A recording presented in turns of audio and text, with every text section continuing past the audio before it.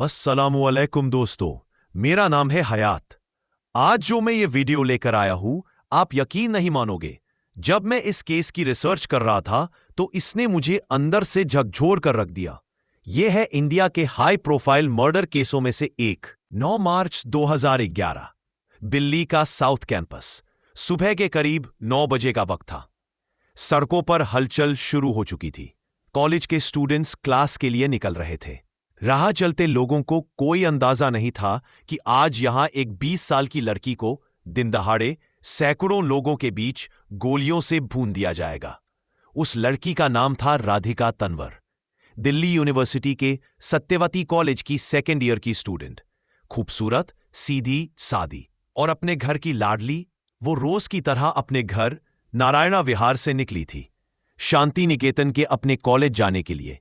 लेकिन जैसे ही उसने साउथ कैंपस मेट्रो स्टेशन से निकलकर फुटओवर ब्रिज पर कदम रखा, एक शख्स जो कई दिनों से उसका पीछा कर रहा था, उसने जेब से रिवॉल्वर निकाली और राधिका की पीठ में पास से गोली मार दी। भाग दौड़ मच गई, चीखें उठी।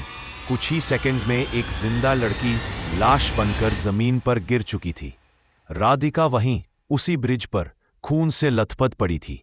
उसकी सांसें थम चुकी थीं।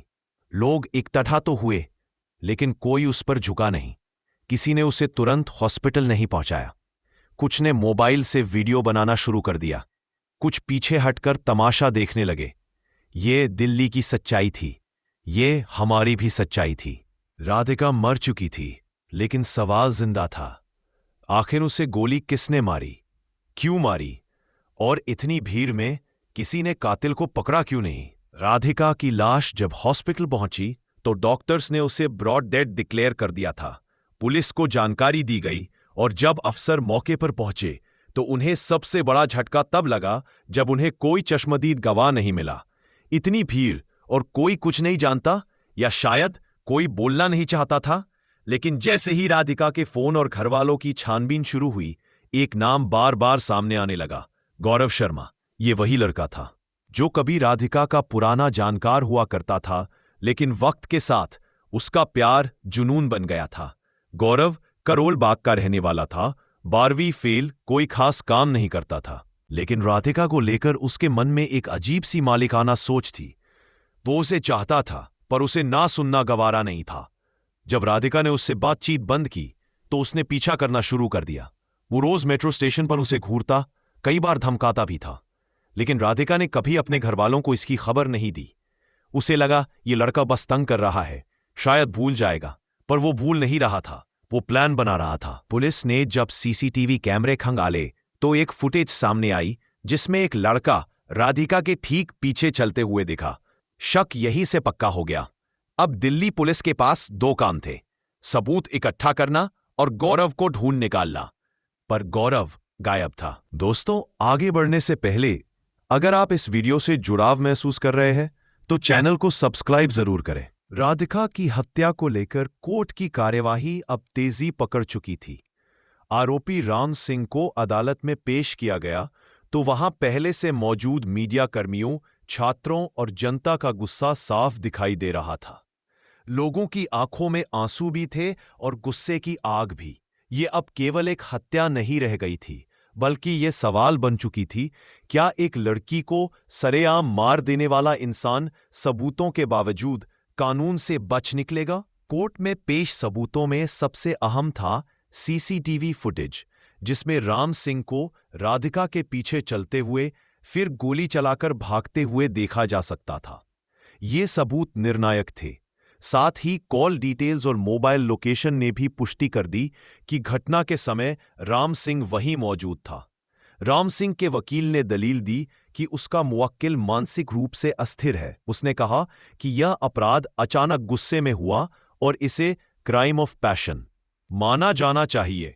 लेकिन सरकारी वकील ने पलटवार करते हुए कहा कि यह एक पूर्व नियोजित हत्या थी। राम सिंह ने कई दिनों तक राधिका का पीछा किया, उसकी गतिविधियों का पता लगाया और आखिरकार मौका देखकर गोली चला दी। गवाहों में सबसे अहम था वो चश्मदीद छात्र जो उस समय राधिका के साथ खड़ा था। उसने कोर्ट में बताया, मैंने देखा वो आदमी अचानक पास आया, उसने कुछ कहा नहीं, बस सीधा रिवॉल्वर निकाला और राधिका के चेहरे पर गोली चला दी। सब कुछ सेकंडों में हुआ। इस बयान से पूरा कोर्टरूम सन्न रह गया। राधिका की मां उस समय कोर्ट में मौजूद थी। उन्होंने रोते हुए कहा, मेरी बेटी को बस जीने का हक चाहिए था, उसने किसी का कुछ नहीं बिगाड़ा था। मीडिया लगातार इस केस की कवरेज कर रही थी। दिन प्रतिदिन टीवी चैनलों पर बहस होती, क्या भारत की राजधानी भी महिलाओं के लिए सुरक्षित नहीं? सोशल मीडिया पर #जस्टिस फॉर राधिका ट्रेंड करने लगा। कोर्ट ने अंतिम दलीलें सुनने के बाद कहा कि फैसला कुछ ही हफ्तों में सुनाया जाएगा। उधर राम सिंह के परिवार से भी कुछ बयान आए। उनके छोटे भाई ने मीडिया से कहा, हमें दुख है जो हुआ, लेकिन राम बचपन से ही बहुत अकेला रहा, उसके अंदर गुस्सा भर गया था। लेकिन जनता ने इन दलीलों को नकारते हुए साफ कहा, ऐसी मानसिकता समाज में डर पैदा करती है। यह एक अकेली लड़की की हत्या नहीं थी, यह हर लड़की को दिए गए संदेश की तरह था कि अगर तुम ना कहोगी तो तुम्हें सजा मिलेगी। आखिरकार वह दिन आ ही गया। फैसले का दिन। कोर्ट में भीड़ थी, कैमरे चालू थे, राधिका के माता पिता और उनके दोस्त सब वहां मौजूद थे। जज ने अपना फैसला पढ़ना शुरू किया। अदालत इस निष्कर्ष पर पहुंची है कि यह हत्या एक पूर्व नियोजित और सोची समझी साजिश थी। आरोपी राम सिंह को धारा 302 के तहत दोषी ठहराया जाता है।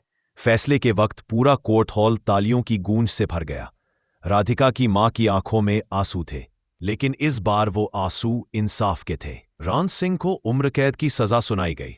राधिका के पिता ने मीडिया से कहा, हमें खुशी है कि देश के सिस्टम ने हमारी बेटी को न्याय दिलाया। इस केस ने एक पूरे दौर में बदलाव लाने की शुरुआत की। दिल्ली यूनिवर्सिटी में स्टूडेंट यूनियनों ने महिला सुरक्षा के लिए विशेष कैंपेन चलाए। कई संस्थानों ने सीसीटीवी कैमरों की संख्या बढ़ाई और पुलिस ने महिला सुरक्षा हेल्पलाइन को और मजबूत किया। लेकिन सवाल फिर भी बाकी था, क्या ये काफी है? क्योंकि एक राधिका गई, लेकिन समाज में न जाने कितनी और राधिकाएं डर के साये में जी रही थीं। इस केस ने हमें सिखाया कि एक ना को अस्वीकार करना किसी को मारने का लाइसेंस नहीं होता। प्यार एक तरफा हो सकता है, लेकिन उसका जवाब कभी भी हत्या नहीं हो सकता।